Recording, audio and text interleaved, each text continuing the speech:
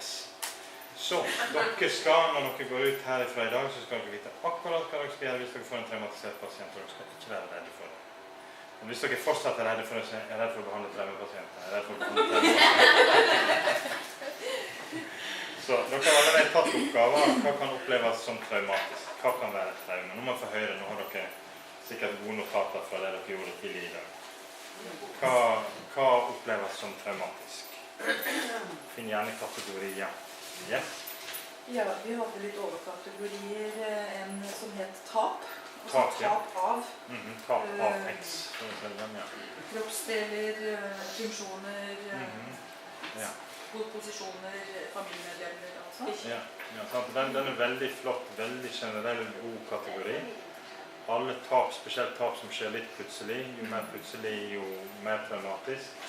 Selvsagt jo større tap, og jo nærmere tap, sant? Hvis du mister en gammel bestemor som du ikke har sett på mange år, veldig forskjellig fra at du mister barnet du nettopp har fått, for eksempel.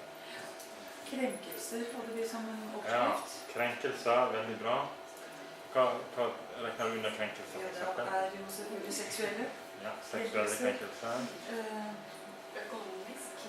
Ja, vi må ta litt mer på krenkelser, for det ikke bare seksuelt vi kan bli krenket. Hva slags andre måter kan vi bli krenket på? Økonomisk krenkelser, altså at partneren for eksempel har spillegalskap, så hus og hjem på fløyten og står på hver bakke. Ja. Men har dere flere på krenkelser? Under kategorien krenkelser, for det mobbingen, det den klassiske verste krenkelsen kanskje en kan få, eller seksuelle jo kanskje gale, men mobbing også veldig hardt for folk. Jeg tror hvis en skal sammenligne noen som har vært mobbet over noen år, med noen som har vært utsatt for en voldtekt, jeg er nesten sikker på at denne voldtekten kommer seg mye lettere enn det som har vært mobbet. Det kan være så slitende, og det over tid. Så det får sjansen til å bygge seg veldig negative tankemønster om seg selv fordi mobbingen varer litt. Ja, flott. Og så har vi med foreldre som engasjerer I skolen. Og den veldig viktig. På en måte så kan en trøste foreldre litt med at unger har ofte en slags sånn immunforsvar psykisk mot negative ting. Sånn at veldig mange folk har blitt folk av som har hatt grusomme barndommer. Så det ikke alle som får det, men det en viss risiko for at ekstra sensitive barn, eller barn som har lite støtte ellers, at de kan bli veldig påvirket av foreldre som negligerer det på en eller annen måte. Og jeg skal bare fortelle en liten historie der, for det var så illustrerende. Det var en som kom til meg for å skulle ha traumeterapi. Så har hun både seksuell traume og sånn mor er ikke glad I meg, mor bryr seg ikke om meg type traume, sånn neglect som det kaller på engelsk. Og jeg tenkte, ja, I beste eksponeringstreningsfilosofi så skal vi begynne med det letteste. Vi skal begynne litt nede på trappetrinnet, sant? Ikke begynne på det verste, begynne på det letteste. Så jeg sa, ja, vi skal gjøre sånn, vi begynner på det letteste traumene dine. Hva skal vi begynne på da? Jeg var nesten sikker på at hun kom til å si det til den med at hun hadde vært litt sånn neglisjert som barn. Neida, det var det seksuelle, var det letteste. Det å ha blitt neglisjert som barn var mye, mye verre, synes jeg. Og det var kanskje også fordi det hadde vart over lengre tid. Men det som, hvordan ting blir oppfattet psykologisk, kan være veldig forskjellig fra den ene til den andre. Ok, veldig flott. Ta litt flere kategorier. Det var uferdig. Forutsigbarhet. Snakker vi om det her med å aldri vite hva som møter deg når du låser deg en dør etter en skoledag som barn. For eksempel, ja. Mor full? Far slått? Ja, den generelle uforutsigbarheten. Ja. Ja, du kan høre om noen andre har sagt noe. Andre funnet andre kategorier. Eller bare ting som Vittne til vold, mishandling. Vittne til ting, ja. Både være vittne til og utsatt. Men å være vittne til kan av og til være minst like skremmende som å faktisk få slaget. Være livredd for at mor skal forsvinne fordi far slår henne I hel, kan være verre enn å ta slaget selv.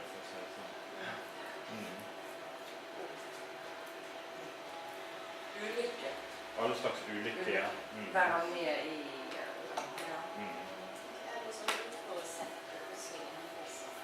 Pluss. Ja, hvis det er helt uventet ting som skjer. Dødsbudskap. Dødsbudskap. Alt som har med død å gjøre, det er som regel traumatiserende eller traumatisk. Ok, er noen av dere som har tatt ting som vi ville regne som litt lettere, som kanskje ikke vi ville helt tenkt på som traume? Som vi likevel kanskje kan ta med? Stå fast i en heis. For eksempel, ja, det kan være en traume. For en så er det et traume, for en annen så er det bare gøy. Ja, så individuelt. Tap av kontrollen i en setting, og andre frata deg kontroll. Det kan jo være fra fryktelig traumatisk til episode. Ja, til det som virker banalt for en, kan være grusomt for en annen. Det å måtte lese i 4. klasse når du er litt dysleksiker, kan være helt grusomt. Det kan sitte i deg forever and ever hvis hele klassen begynte å le for du sa noe dumt. Ja, Eller læreren.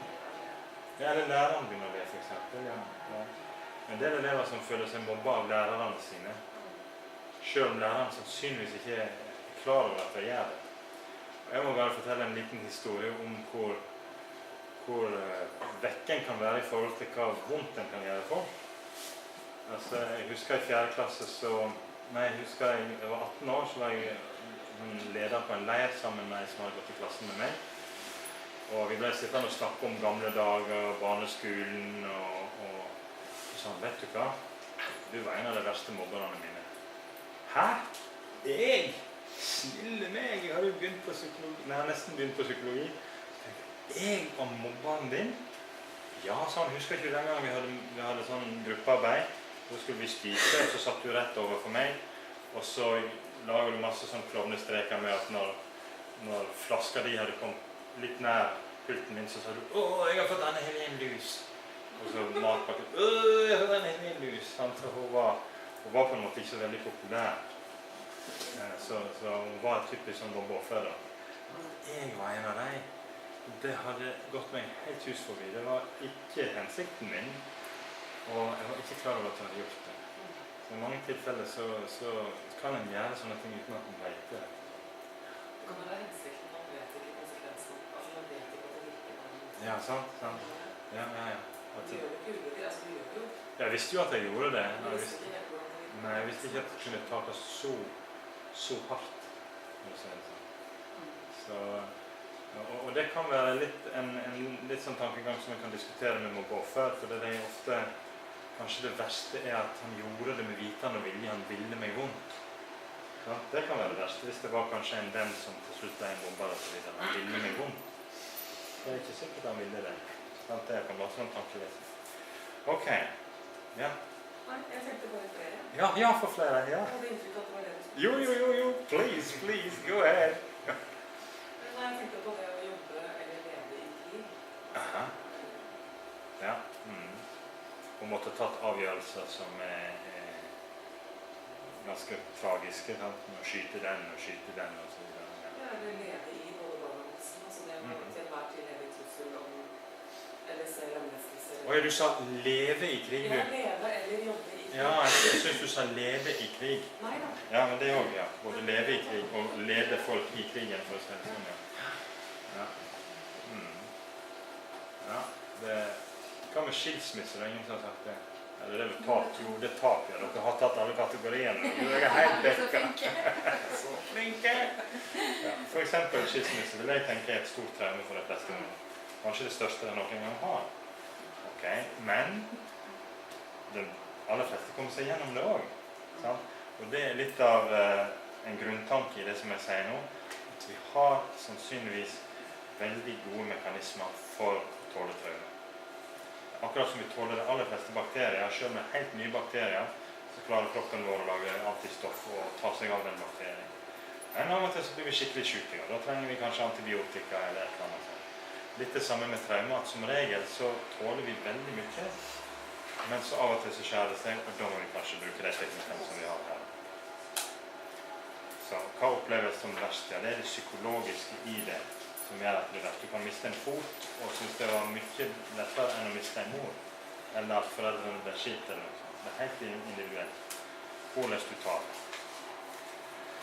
Og hvorfor er veldig mange behandlere redde for å behandle traume?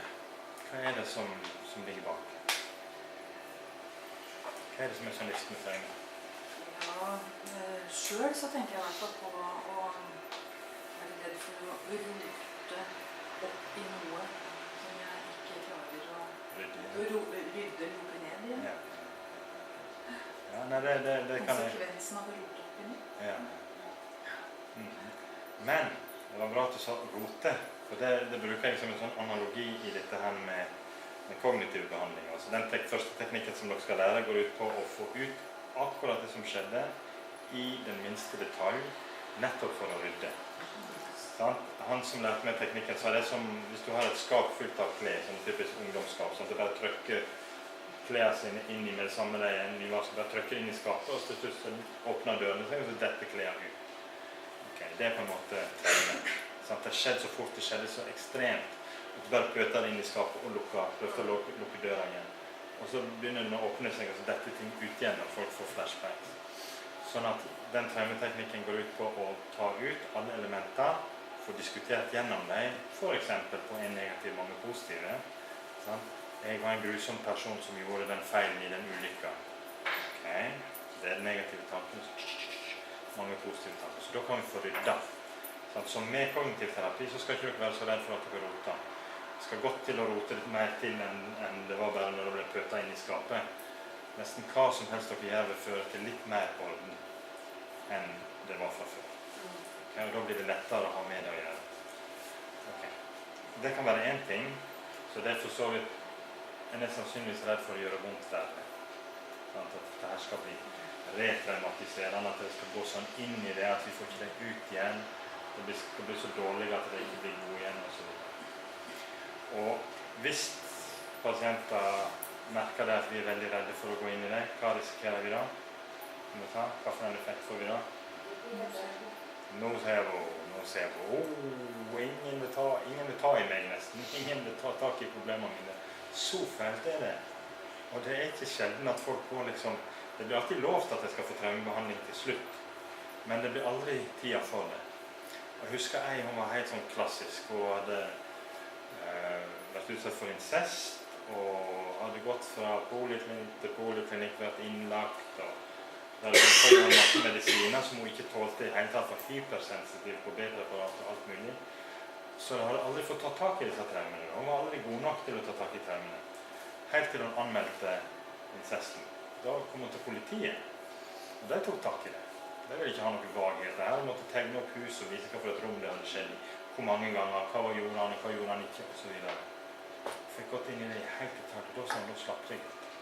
Det er egentlig det god traumebehandling er. Det å få orden på det, få det ut, sånn at vi kan ta tak i det. Ikke bare la det ligge der inne og åpne for å se sånn. Få det ut, sånn at vi kan ta tak i det. Ok, men, yes. Jeg bare tenkte at det behandlere tror jeg oppriktig talt også ikke orker de reaksjonene som kommer. Altså det kan bli så kraftige fysiske reaksjoner, hudens skriking, kramper,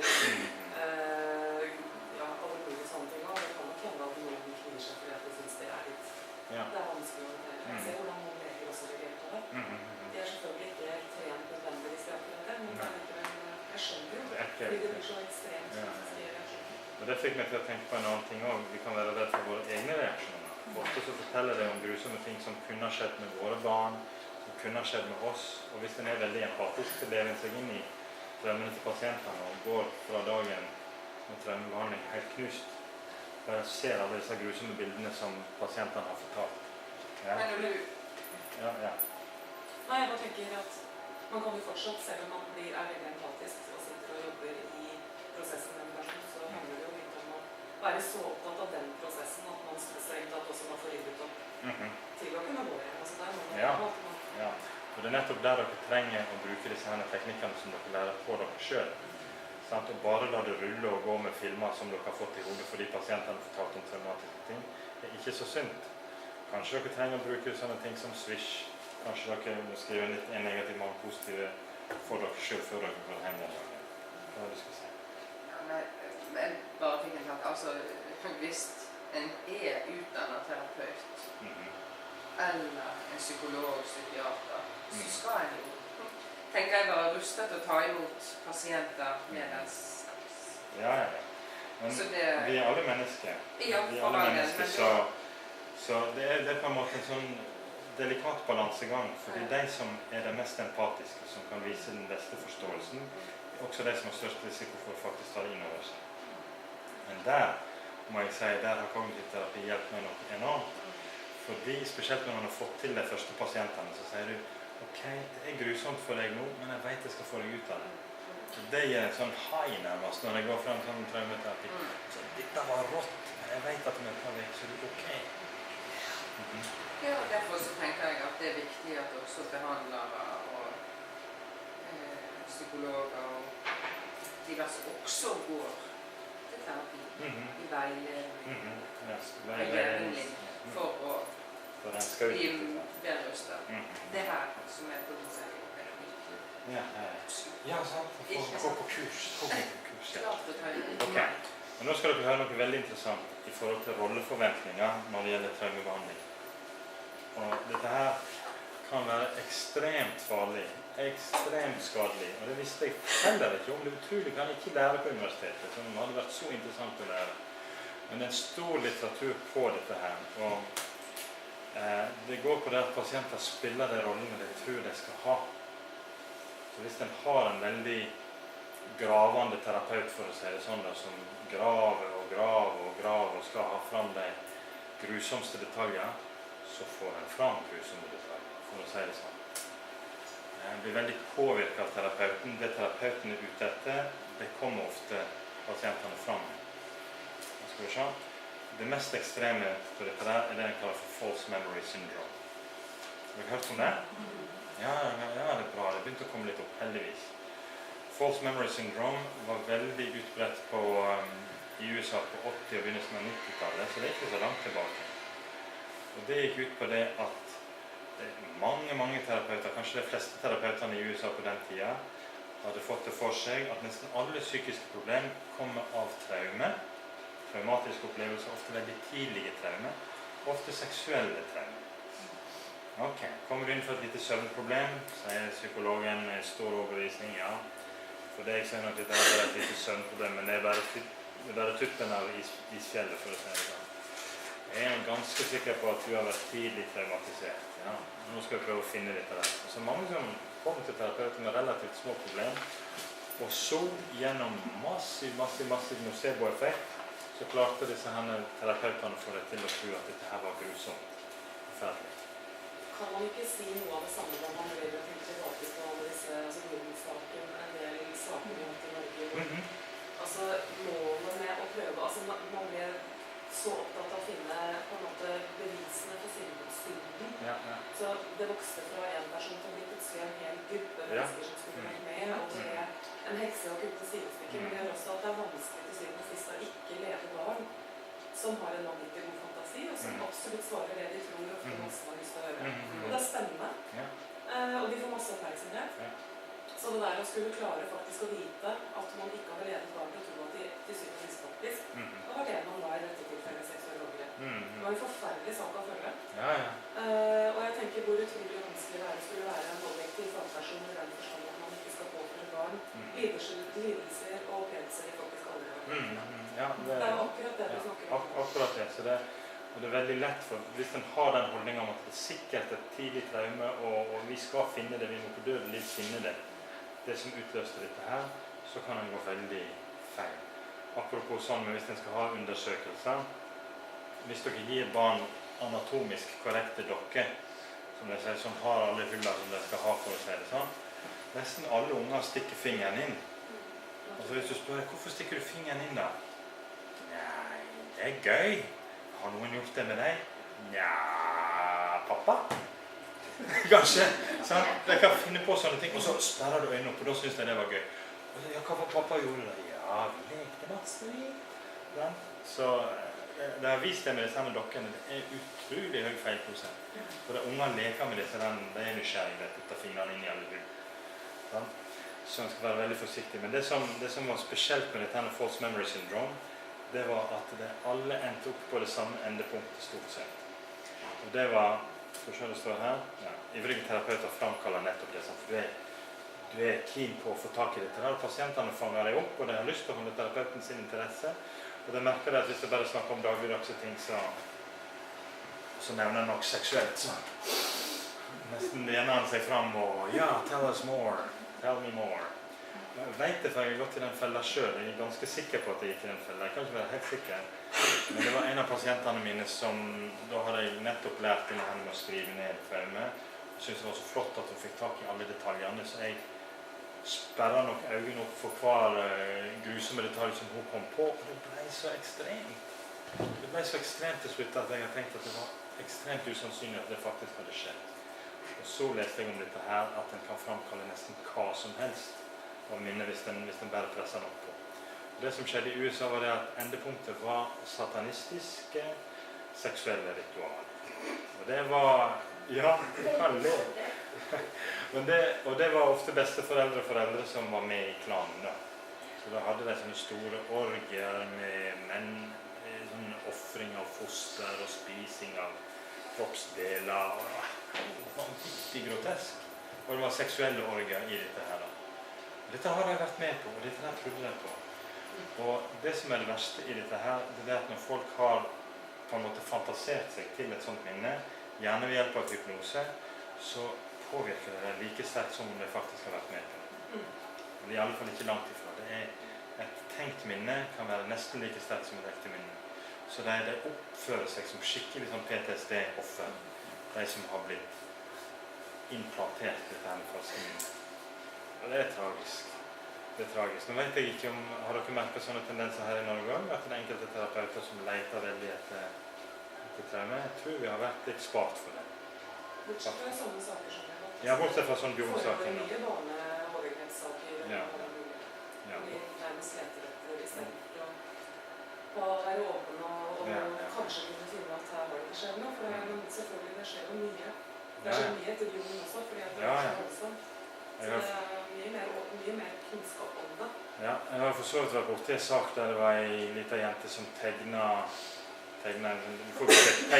jente. Så hun bare tegnet jente, visste ikke om det var klær på eller noe, sant? Og så spurte de, hvor har pappa tatt på deg da?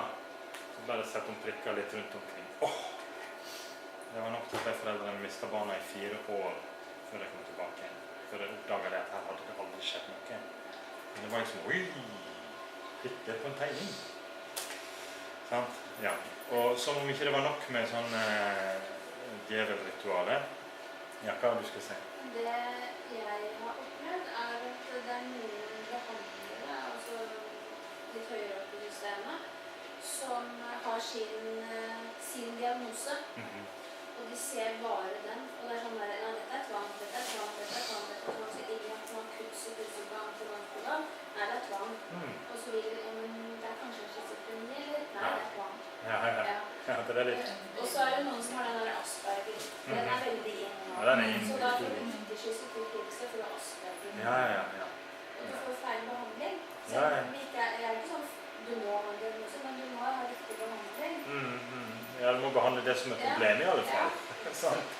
Så det skummelt. Ja, det litt skummelt. For da blir det sånn at en annen psykiater eller psykolog eller kan ikke stille en annen diagnose, for da tråkker du liksom den andre på tærne. Ja, du er illojal liksom. Sant? Så det på en måte det du sier også der, er det at det er farlig å bli helt fastlåst i at sånn er det, det må være det. Ja.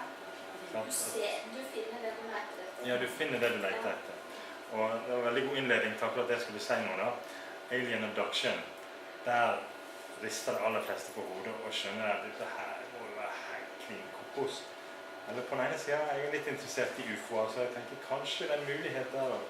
Men i alle fall, til og med psykologer på Harvard i USA, en fra Harvard som er veldig inne i dette her, han er sikker på at de fleste skikkelig psykiske traumer er fordi de har blitt tatt opp til et romskip og blitt undersøkt. Liksom, nå har vi endelig fått tak i et menneske, nå må vi finne ut hvor mange åpninger det er her og så videre. Sant? Så de har vært oppe og blitt traumatisert av aliens.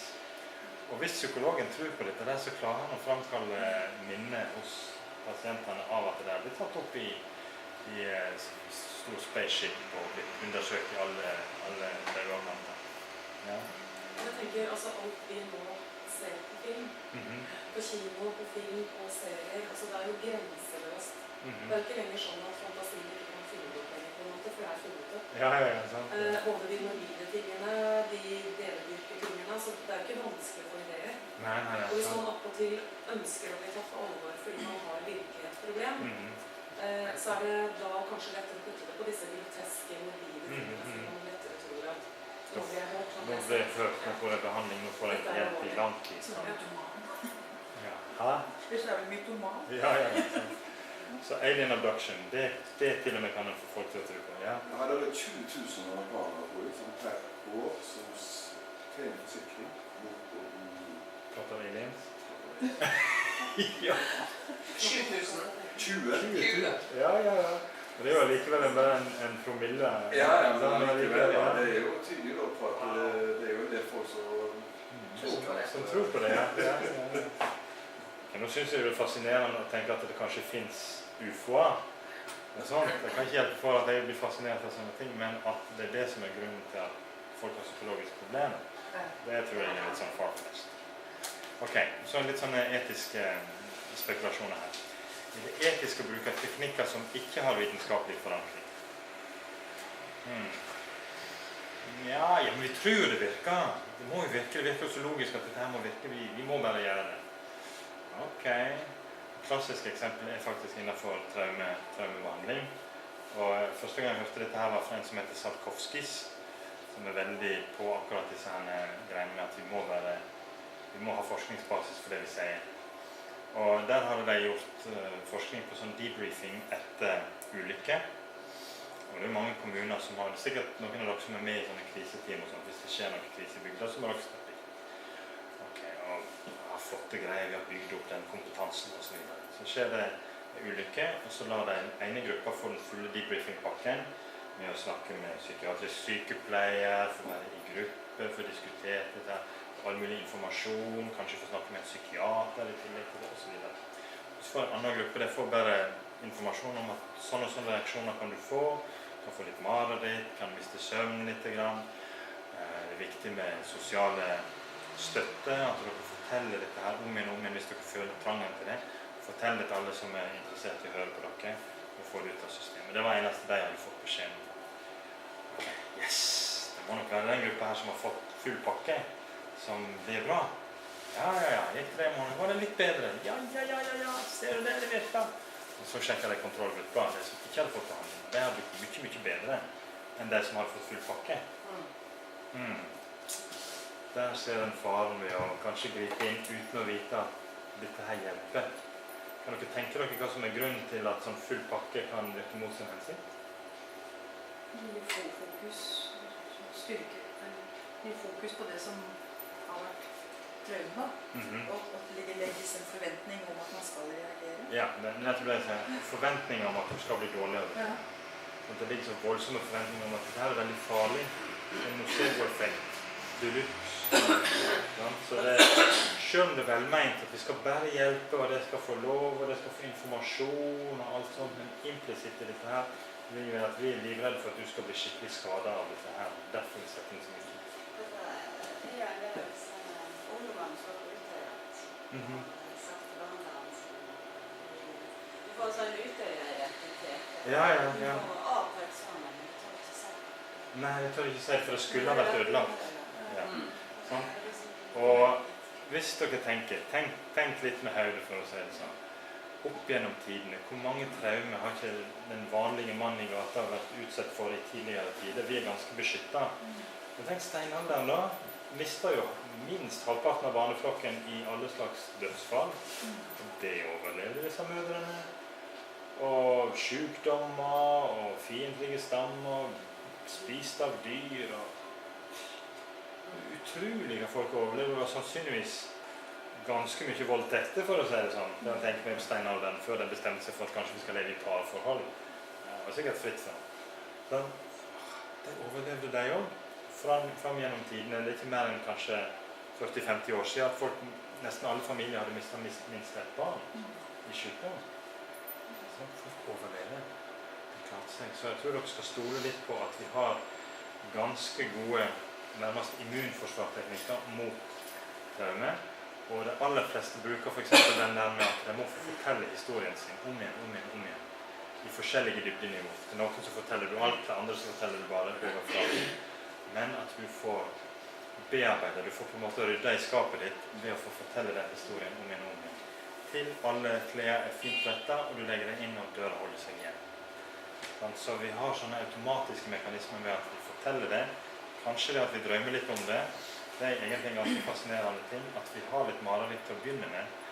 Også de som nå kommer seg over traumene, der ser en at mareritt har forandret seg, og til slutt så forsvinner. De som ikke kommer seg over det, der kan mareritt bli liggende og være sånn repetitiv mareritt. Men som sagt, det er skikkelig enkelt å behandle. Og så får den effekten på PTSD-symptomer om dagen også når en klarer å behandle mareritt, så det går i en sånn reaksjon. Som i forhold til Utøya, så følger vi opp noen som var der, og kommuneoverlegen er jo liksom det som har det øverste ansvaret, og pålegger oss kartlegging av de her med jevne mellom, og det kartleggingsverktøy som vi har laget av Helse- og sosialdepartementet. Men jeg føler at det er nesten retraumatiserende for vedkommende å skulle gå inn i situasjonen igjen og også å utfylle alle disse arkene med symptomer. Ikke sant? Så jeg har jo sagt til kommuneoverlegen at nei, jeg har ikke tatt kartlegging nummer 2. Vedkommende vil ikke. Rent intuitivt så vet jeg at det ikke er bra for deg. Og klinisk så ser vi jo en bedring. Uten at det er skåret på et stykke papir. Ja, men vær så snill og gjør det. Så jeg tenker hun er nok veldig redd for å komme på forsida av VG eller den lokale avisa om at oppfølgingen etter Utøya ikke holder mål, og at de kommer til å gå bukken. Så jeg føler jo meg plikta til å trekke fram det her kartleggingsverktøyet som jeg faktisk ikke har lyst til å gjøre.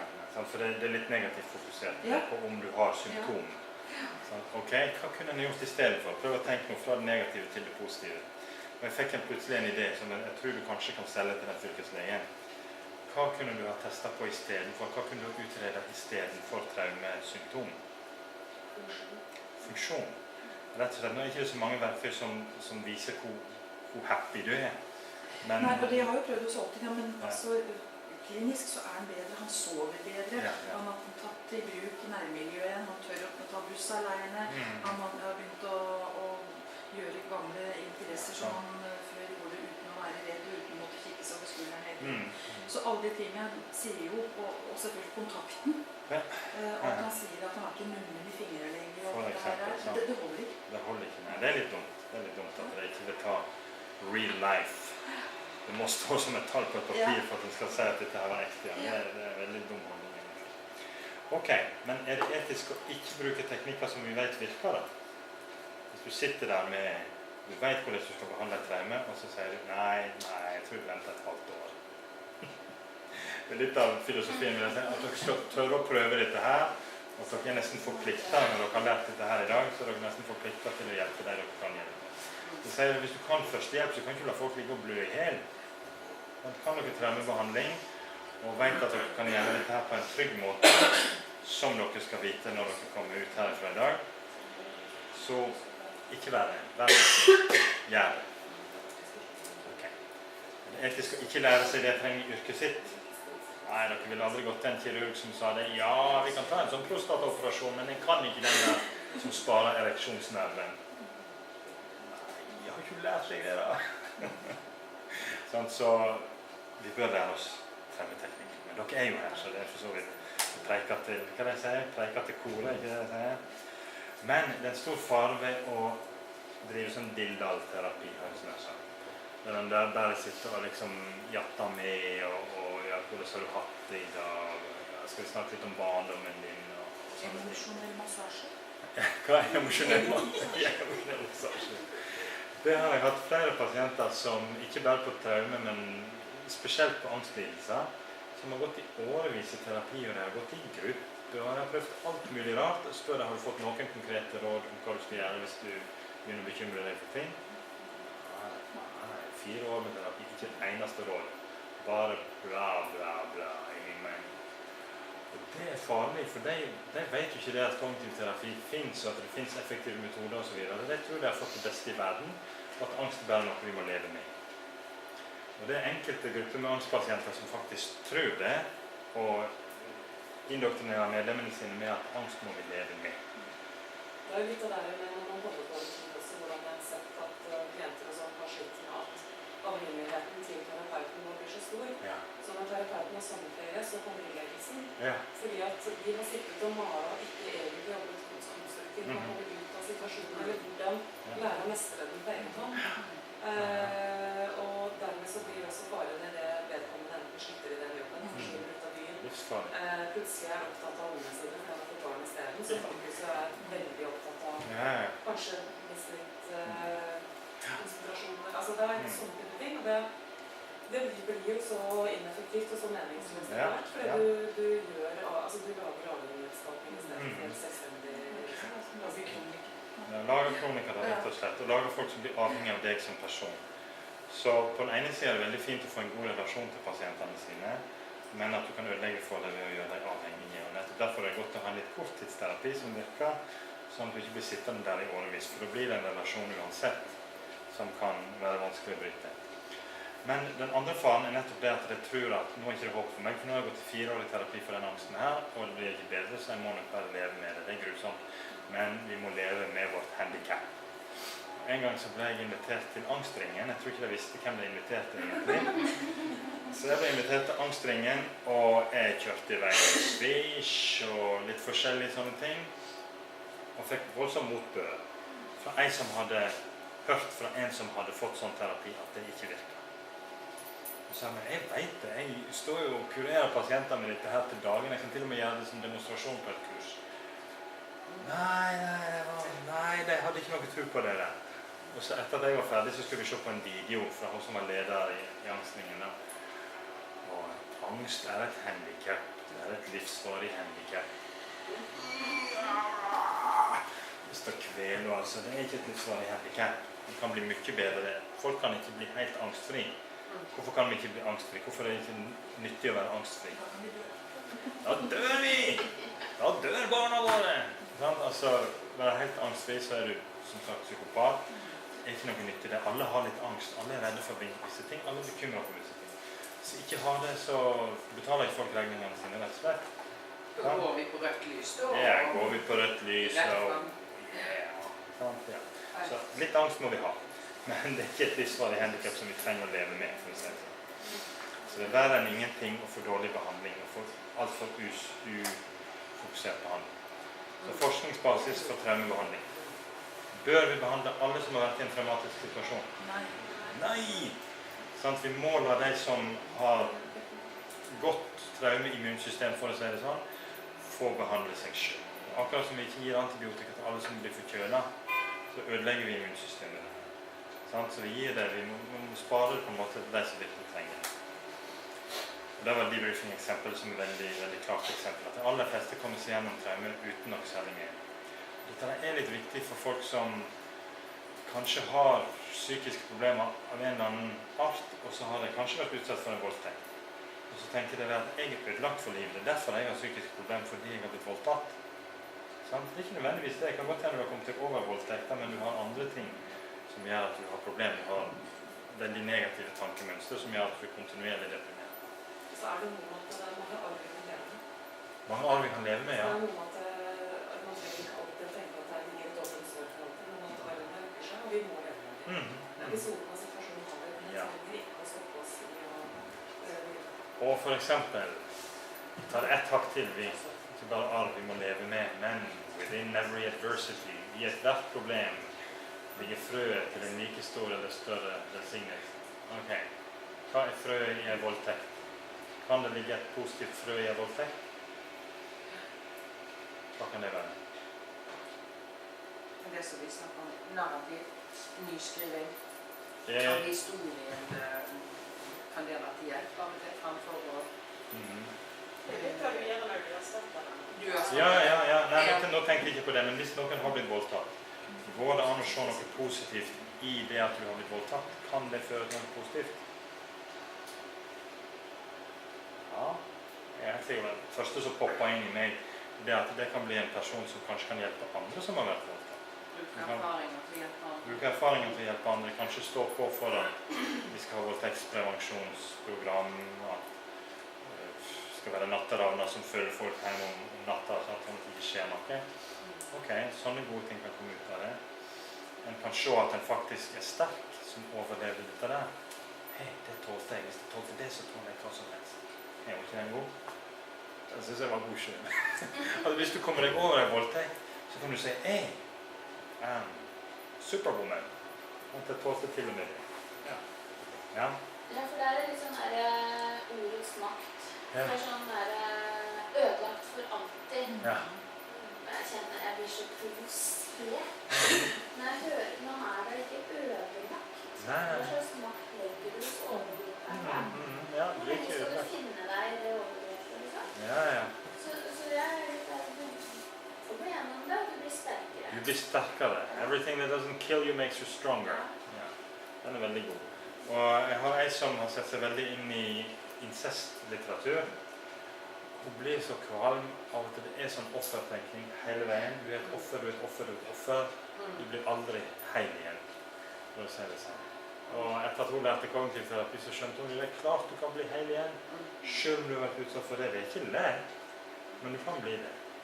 Og de fleste blir det hvis de følger teknikken, for å si det sånn. Så behandling gir litt bedring, men ikke behandling gir mye mer bedring i dette eksempelet med debriefing. Nocebo-effekten, altså det er forventninger om at vi vil få grusomme ettervirkninger etter et traume, som gjør at vi får de ettervirkningene. Første gangen jeg hørte om nocebo-effekten var faktisk ikke på noe psykologisk, det var på nakkesleng. Land som vi kan sammenligne oss med, der de tenker at nakkesleng varer i 3 uker, så er du stort sett over det, der varer det i 3 uker.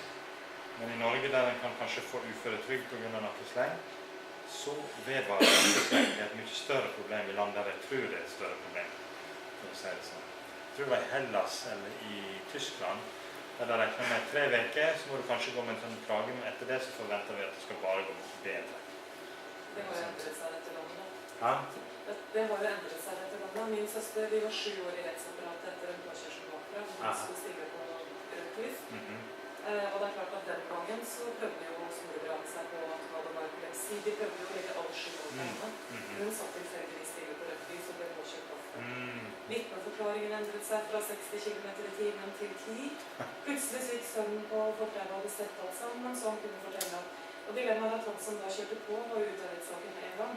For det var forsikringsselskapet hans som kjørte saken med min søster. Men hun er fysioterapeut og var nyutdannet fysioterapeut den gangen, og ville jo så inderlig rydde opp en karriere, og er jo ikke utgangspunktet interessert i å bli ufør. Det har hun nemlig ikke blitt, og har 3 barn og jobber 100%. Men hun fikk fæle mye smerter. Så jeg klarer ikke automatisk å tenke at sånn blir det bare, fordi at noen er så utrolig opptatt av at de vil ikke sykeliggjøres, men smertene, altså det kan være der for det. Ja, det er selvsagt. Og i Norge den gangen så var det, dette var jo tellesaken som den het, og den var jo høyesterett rett og der. Du endte opp med å få erstatning for alt som hadde vært, men ikke for fremtid. Og det var fordi det var et samfunnspolitisk, altså den gangen tenkte de sånn. I dag ville hun ha fått erstatning glatt, hun hadde sikkert fått masse for både tapt og alt mulig.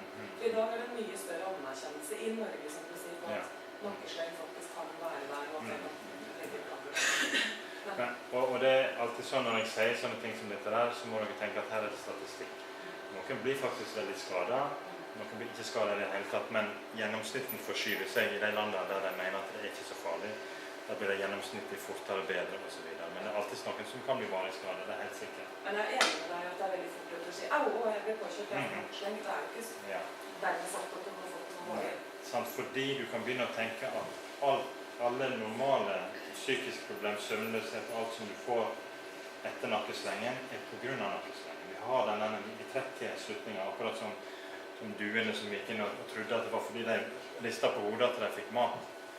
Så har vi denne voldsomme tendensen til å trekke slutninger, som en må være litt på vakten. Ok, så forventninger om ettervirkninger til traume kan være veldig ødeleggende for oss. Ikke alle får det. Vi har på en måte et immunforsvar mot traume. Nå drømte ikke den forbaskalarmen min. Nå er det kvart på. Så tar det følelse til 2 minutter over 12 da. Sorry for the delay.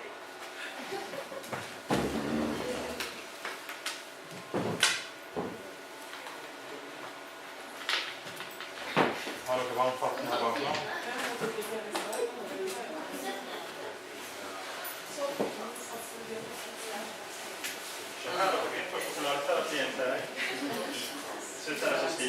kjøpe den. I hvert fall ikke så mye.